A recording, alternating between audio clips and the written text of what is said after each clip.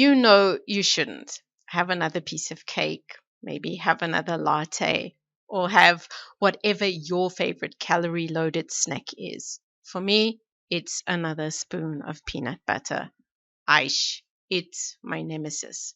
Lucky for me, in South Africa, we have a version with no added sugar. But so, in and of itself, it's probably okay. The macros are balanced. And a teaspoon here and there as a pick me up is fine. But half the bottle is not kosher. It creates serious tummy wobbles. But we all indulge ourselves and justify our indiscretions with, oh, I'll burn it off at the gym. Or maybe you do it the other way round. You did an hour-long spin class. You deserve it. Now, this kind of thinking is perilous because it's hard to do calorie maths post-workout. But even if you do the maths well, it won't help. Seriously, we've been fed a lie. You cannot outrun a bad diet. Maybe you've already suspected it. Now it's a proven fact, thanks to the work of a group of researchers who've put all the science together. There were 80 researchers in the study, including a dead dude. Now, the brains behind the operation were two guys, and they set out to actually do the maths. They borrowed data from everyone else, and by borrowing it from their colleagues, they were able to amass energy data from 1,754 people from around the world living normal lives. Because there were so many people, they were able to flatten out the noise and finally prove you can't outrun a bad diet. Join us for this episode of Better Body Chemistry TV as we look over their shoulder to study what really happens when you join the gym and start exercising like crazy. It's not good news if you're weight watching. Better Body Chemistry TV is brought to you by Dr. Sandy, a scientist turned gremlin buster, helping you battle sugar gremlins, heifer lumps, and other health horribles through better body chemistry. Remember, small things can make a big difference to your health. Now, to start off, they did a little thinking about how energy works in animals. If you were a bird, a bear, or a bat, you would need energy to move and to grow and reproduce, as well as to keep vigilant. You'd also need energy to keep yourself cool in the summer and warm in the winter. And you'd need energy to run your metabolism. Now, exactly how much you would need would vary, but as a rule of thumb, an animal living in the wild would have an energy budget that looks something like this.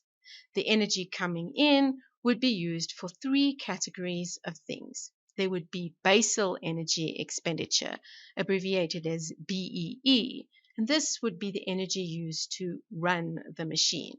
There would be activity energy expenditure, abbreviated as AEE, and this would be the energy used to go about business. And then there would be TEF. Now, TEF stands for the thermic effect of food. Basically, it's the energy it takes to process dinner. Pulling apart a piece of steak requires energy. So you could think of TEF as the cost of doing business. Once they had set up for the animals, they did the same thing for adult humans who, thanks to domestication, don't quite have as many drains on the fiscus. For example, the utility company's energy is more often than not used to thermoregulate, which changes their energy budget a little. Adults are done growing, and reproduction is only an energy drain for a brief window of time. So again, this changes the energy budget, and the need to go out and hunt for food has largely been obliterated. So this is what a typical human energy budget might look like. The activity budget will be impacted by lifestyle and occupation. Now, having set the parameters up, the team put their thinking hats on to contemplate what would happen if a sedentary human decided to get active and join the gym. Now, if you're wondering, what the hell is there to think about? Active energy would increase. Yes, it would. But what impact would that have on the overall energy budget? That is the total energy expenditure.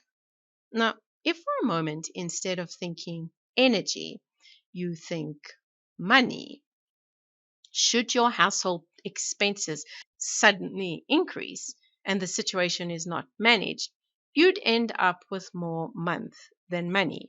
The money situation has to be managed. You might tighten your belt or get another job or do both. So it's not unreasonable to expect that the body would actively balance the budget. But it's not something we typically factor into our calculations. Our default thinking is the body does nothing. This is why health gurus confidently tell us that if we want to lose weight, all we need to do is move more. Okay, actually, to be fair, they do often put a caveat onto that statement. Eat less and move more. Unfortunately, the brain does exactly the opposite. Moving more encourages us to eat more. You can learn more about this here. But this is a thought experiment. So we won't consider the mind games. If we assume the body doesn't react, the energy budget would look something like this. The active energy expenditure would increase, and so would the total energy expenditure. But the active energy expenditure would have no impact on the basal energy expenditure.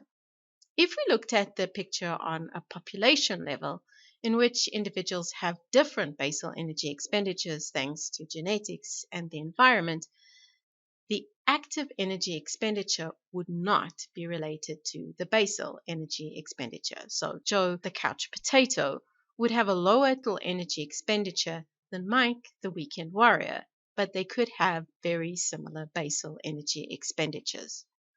Now, just writing that down and looking at it might have created an uneasy feeling for you. It did for me. It's a recipe for bankruptcy. In this model, at some point, total energy expenditure could conceivably exceed energy supply. Surely Mother Nature would never let this happen. But this is what most of us are believing. Actually, it gets even more interesting. Some of us believe that the more we exercise, the more of a machine we become. Now, if this was true, as activity energy expenditure increases, total energy expenditure would go up too, along with basal energy expenditure. Now, at first glance, this makes sense since 12 weeks in the gym can make an enormous difference to how a sedentary body looks. And a good looking body must be more efficient, right? The trouble with this idea? Total energy expenditure is even more inflated. This model is bankruptcy on steroids.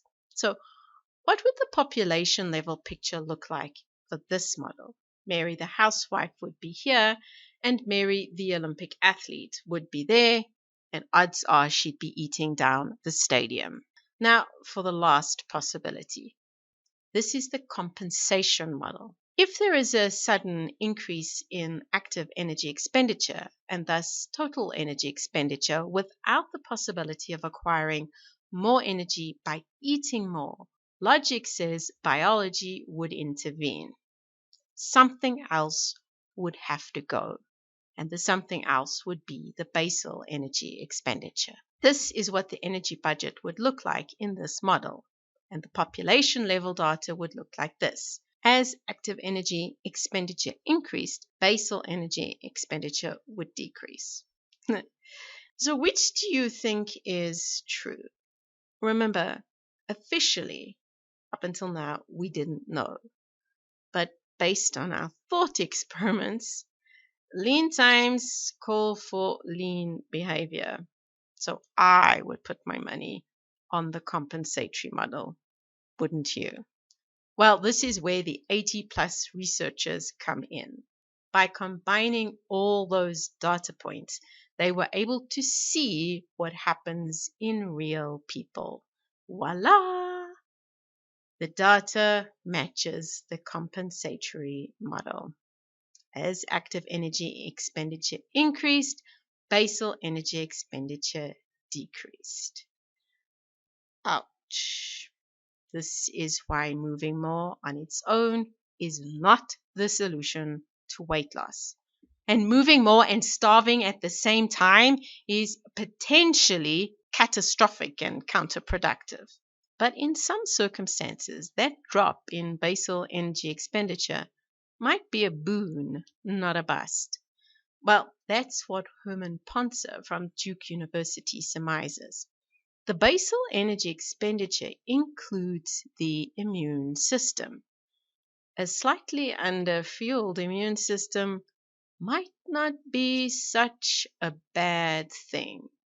So, the take home message: move more.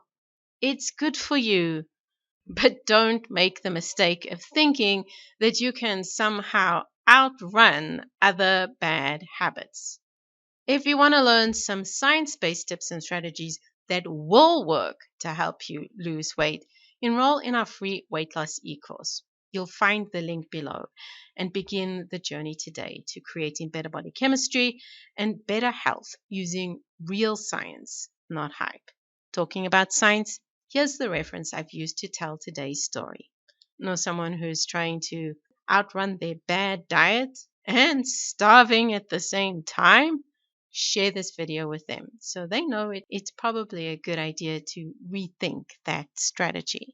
And if this is your first time here, be sure to subscribe to catch future episodes of Better Body Chemistry TV. Thank you so much for watching, and I'll see you next time. Remember, small things can make a big difference to your health.